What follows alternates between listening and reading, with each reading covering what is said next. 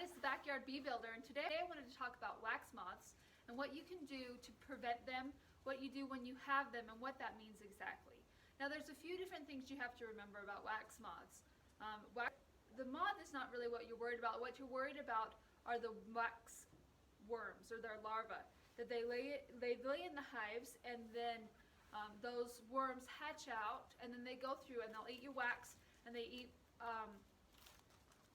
pollen, and they can eat larvae as well. So those wax worms are really what can take over your hive.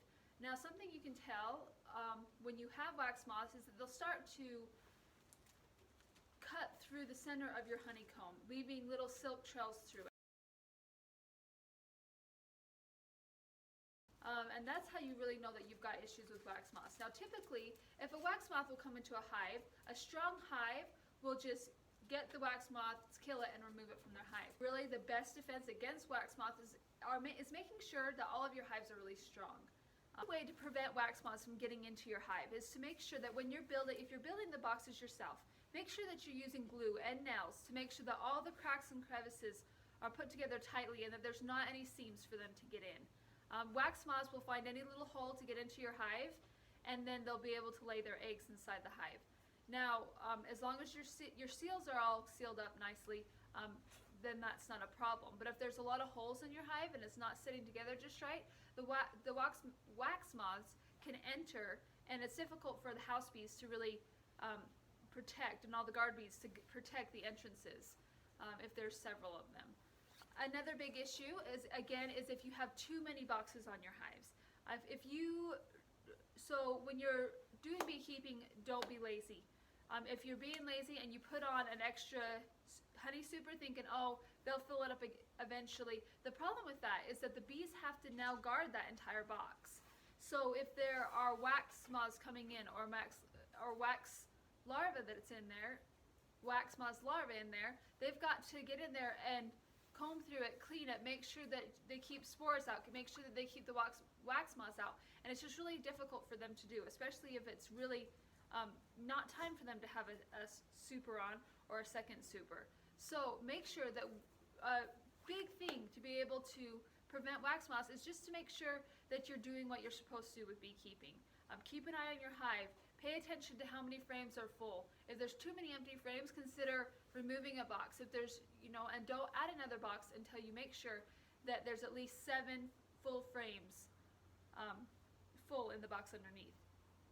Another thing I discovered in my research is that if you have foundation-less frames, it actually also helps with preventing wax moths. The reason why is because without the foundation, the wax moths have fewer areas for their larvae and to move through the hive.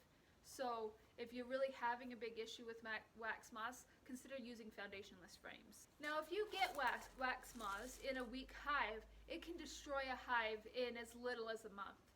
It really depends on the temperature of the area you live in. In warm areas, wax moth larvae can hatch and become a problem within about 19 days. In colder areas where they don't develop as quickly, it can take as much as 5 months for them to get in there and really cause a problem. So depending on your area, really the warm areas are the areas that really struggle with wax moths. The easiest way to prevent wax moths in your hives is to freeze them. Now this can be difficult because we don't all have a big freezer to put the frames in. But if you have some frames that have signs of wax moths in them, then the best way to do is take your frames, put them in your freezer for 24 hours. Now you have to make sure that your freezer is set to about 20 degrees Fahrenheit in order for this to work. But in 24 hours, all the wax moths and their larvae will die, and their eggs. They cannot survive in freezing temperatures. Now in areas where it is cold during the winter time, it makes it a little bit easier because you can just store your boxes outside where they can freeze. So there's a lot of people that really don't like leaving their hives out in the weather during the wintertime, or if they're not using them, and so they like to store them in the garage. And this is really where you'll end up with issues with your wax moths, because in an insulated garage, it won't get cold enough, and so they won't die, and then you'll just have a buildup of wax moth larvae in your hives. If you have a shed that's not insulated and it still gets very cold, then that will work just fine. So in the warm months, when the bees are active and they're patrolling the hive and they're really guarding the entrances, wax moths shouldn't be a problem if you have a strong hive. However, when the temperatures start to get cold and the wax moths will, when the temperatures start to get cold and the bees start to cluster, they're not patrolling the entrances as well, and that typically is when the wax moths will come into the hive to find a place that's warm and to lay their larvae. And some say that even planting mint around your beehives will actually help deter the wax moths from coming around, as they don't like the smell of it. That is kind of unfounded, but it seems like an easy thing to do that really can't hurt. To talk about while storing your supers, if you have had an issue with wax moths in your hives, then it's recommended that you do something when you're storing them to prevent them from taking root in your hives. Now these can be your honey supers or just your regular unused hive boxes. Now today what I'm doing is I've got some paradichlorobenzene crystals or PDB crystals that deter the moths. However, these are used on the top frames of your box. So here you can just use a piece of paper or newspaper, anything you have, and then just put about 2 to 3 tablespoons of the crystals on top of the paper. Now once that's on there, you can replace your lid.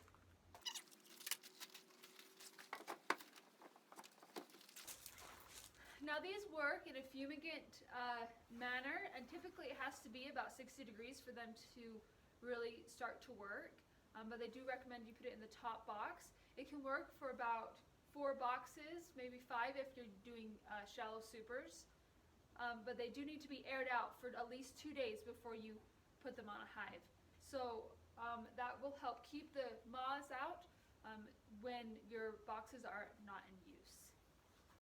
It's important for you to be able to recognize them. These are the adult wax moths, and they're not really what you're worried about. You're really worried about the wax moth worms, and that's kind of what they look like there.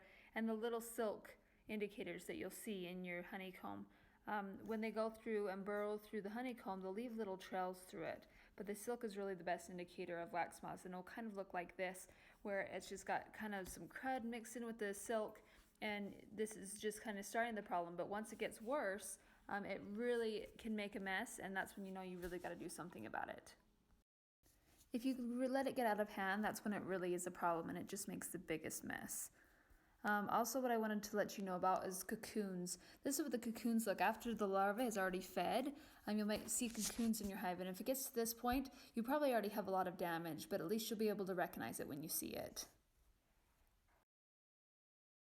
The waxworms can actually eat into the wood of the hive, and this picture shows some of the damage that they can do. This damage can be seen on the sides of the boxes, but also on the frames themselves. Wax moths is a really good indicator of other problems. If you have wax moths in your hives, chances are that wax moths are not the problem. What's happened is your hive has become so weak that the wax moths were able to take over. So if you have wax moths in your hives, that you need to really dig deep into your hive and find out what the real problem is, because there's probably other issues in your hive. And that could be, I would suggest you check your mite count. Make sure that you don't have too many mites in there. It might be time to put in another treatment or do something to help prevent that. Now, if you've had issues with wax moths, can you reuse the frames? Now, that's a question that I've heard quite a bit. You can reuse the frames. However, before you do that, you need to make sure that you do a few things. It needs to be thoroughly cleaned. I adopted some hives from somebody that had issues with wax moths.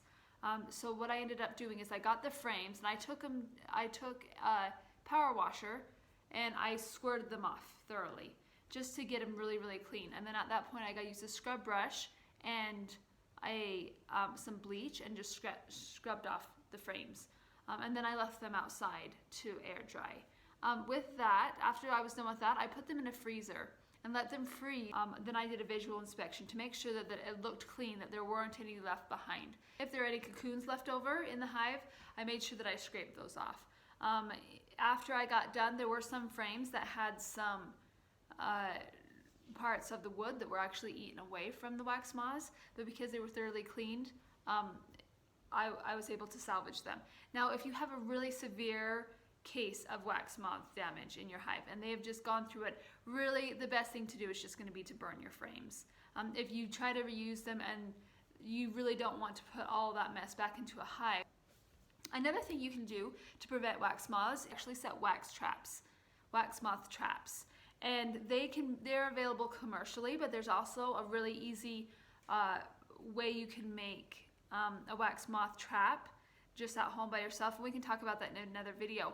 But and if you set out traps just kind of around draw the wax moths to those traps where they will get stuck and die inside the trap, and so that just prevents them from getting into your hive. You do get wax moths that you can either freeze your frames or you can use other methods to keep the wax moths out of there, such as PDB.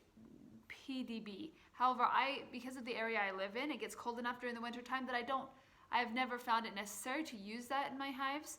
I haven't had issues with wax moths, but I do store my unused hives in outside where they freeze during the winter time.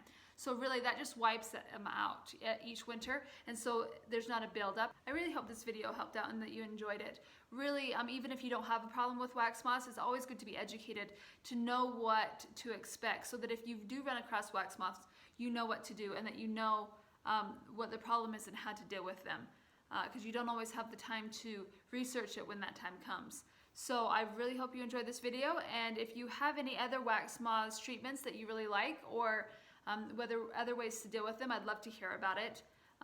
So just feel free to comment below, and this is the Backyard Bee Builder. See you next time.